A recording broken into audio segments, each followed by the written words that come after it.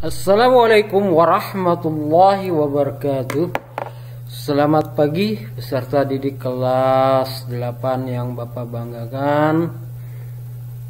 Semoga selalu dalam keadaan sehat walafiat. Amin amin ya rabbal alamin. Tetap semangat dalam mengikuti pembelajaran online ini. Bertemu kembali dengan Bapak dalam mata pelajaran ilmu pengetahuan alam. Sebelum kita memulai pembelajaran kali ini, kita buka dulu dengan membaca basmalah. Bismillahirrahmanirrahim. Pada pertemuan ke-30 ini, bab 2 masih membahas tentang sistem pernapasan pada manusia. Tapi kali ini, pada pertemuan ke-30 ini, Bapak akan menyampaikan materi tentang frekuensi pernapasan dan volume udara pernapasan. Tujuan pembelajaran kali ini adalah yang pertama, peserta didik diharapkan mampu menjelaskan frekuensi pernapasan manusia.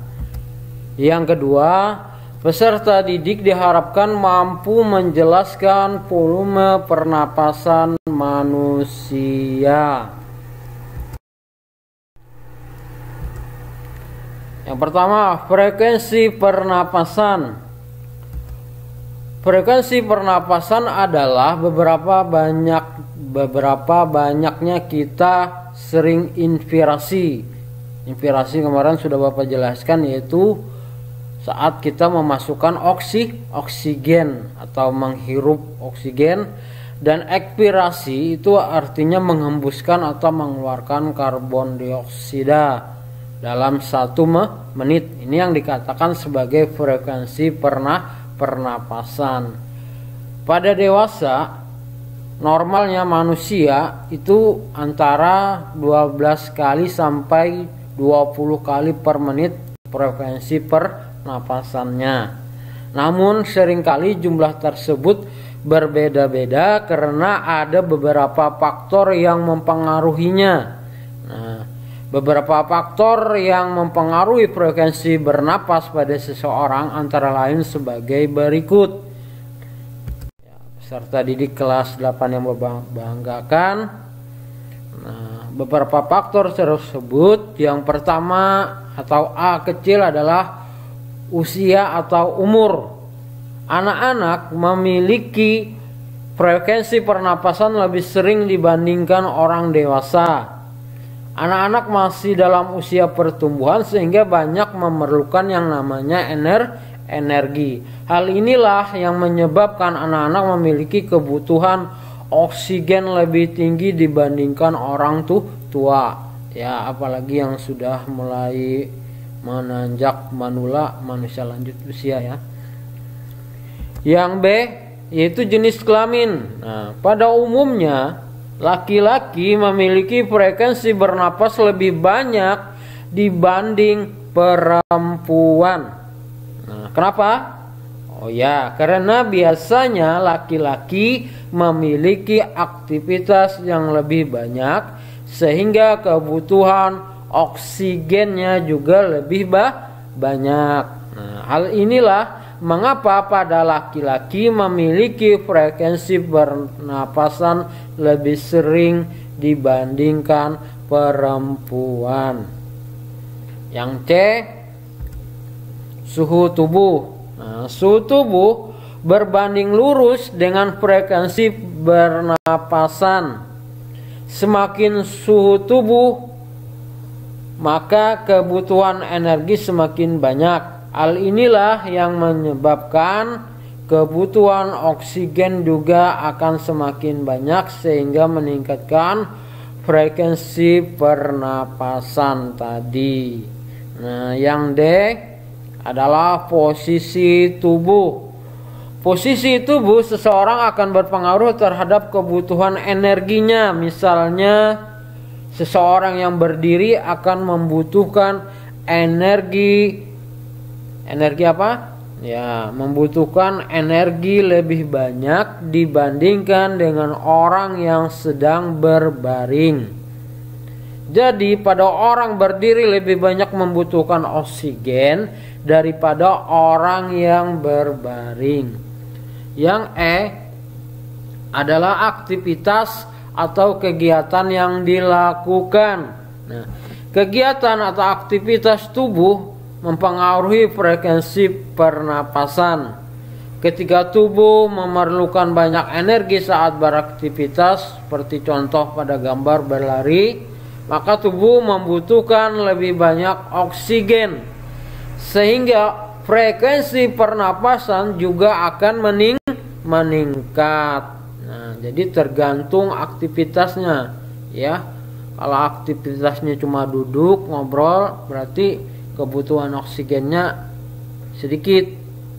Kalau berlari kemudian memecahkan batu, nah itu memerlukan energi yang banyak, yaitu berarti oksigen, memerlukan oksigen yang banyak, ya.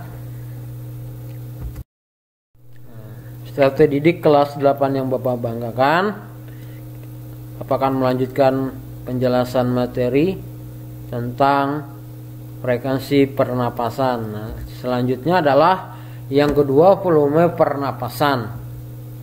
Diperhatikan, volume udara pernapasan adalah jumlah udara yang ada di paru-paru saat kita menghirup napas atau mengembuskan udara, atau dikenal dengan apa tadi? Inspirasi dan ekspirasi. Nah, kemampuan paru-paru menampung udara pernapasan itu disebut kapasitas paru-paru. Jadi diingat, kapasitas paru-paru itu adalah kemampuan paru-paru menampung udara pernapasan, yang mana volume udara pernapasan dapat dibedakan menjadi beberapa macam seperti dalam tabel berikut ini. Nah, diperhatikan, nomor 1 ada jenis volume udara pernapasan, ada penjelasan, ada jumlah. Jumlah ini bisa satuan cm per mili, tapi Bapak menggunakan mililiter, ya. Nah, yang pertama, volume tidal atau dikenal dengan tidal volume. Ini merupakan volume udara pernapasan biasa. Jumlahnya sekitar 500 ml. Nah, yang kedua, volume cadangan inspirasi atau bahasa Inggrisnya respiratory reserve volume, atau dikenal juga dengan udara komplementer. Nah, yang mana volume cadangan inspirasi ini adalah, atau udara komplementer ini adalah volume udara yang masih dapat dimasukkan secara maksimal ke paru-paru setelah melakukan inspirasi biasa ketika kita menghirup udara tadi, menghirup. Nah, udara komplementer terjadi apabila diafragma, otot antara rongga dada dengan rongga perut, atau diafragma, otot-otot antar tulang rusuk, dan otot-otot inspiratori tambahan berkontraksi secara maksimal, yang mana jumlahnya udara komplementer adalah 1500 ml.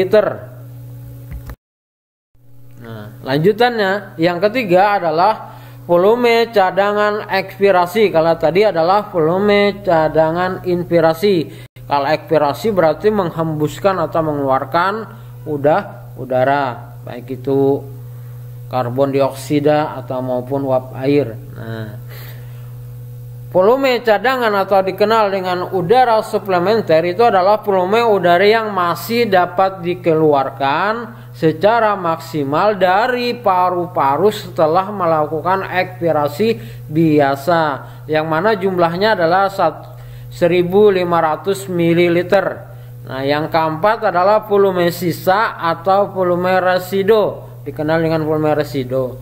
Ini adalah volume udara yang masih tersisa di paru-paru setelah melakukan ekspirasi maksimal. Nah, maksimal ya.